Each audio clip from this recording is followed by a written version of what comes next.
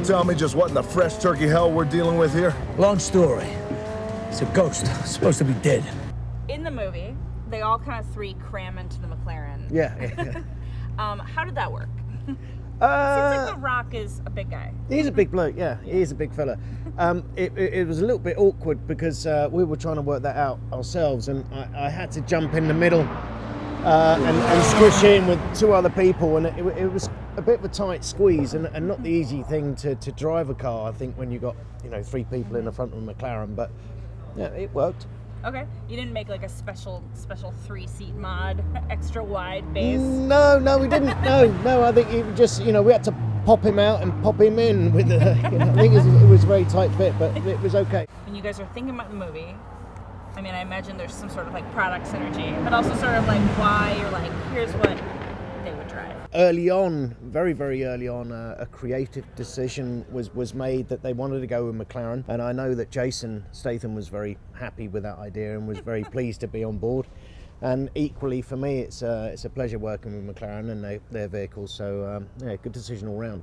Are there mods that you want to make or colors that you want that are better? Like for instance, like does this car look better for Jason Statham than an orange one would on camera? 99% of movies, the director or the DOP, for example, wouldn't want the DOP being director of photography, just in case. They don't like white, for example, because it flares too much light. And designers don't like red usually, so red and white are usually not the favourable colours. Anything bright, I think, is too much sometimes for them. It looks a little... For this character, you wouldn't want because Jason's yeah. he's really cool. He's a really cool archetypal sort of British sort of good bad guy, I suppose. Yeah. And it was a cooler colour. Did everyone come away with like a sweet deal on a McLaren? No, not as far as I'm aware.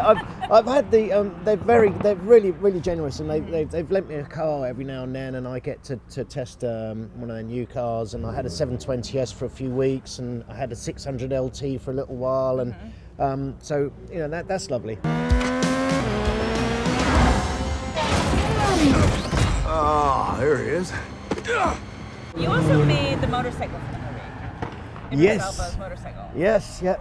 Can you talk about sort of like how you deal with something like that, where there's obviously changes in CGI that happen in the motorcycle? So that was new to me. When I saw the film and that all happened, I was like, whoa, that was like really cool. The motorcycle decision came in quite late.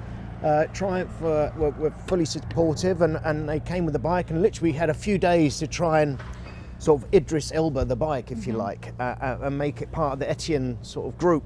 And we'd already built a load of bikes for that sequence. It was basically working closely with the designer and director about needs and what we could actually achieve in that time.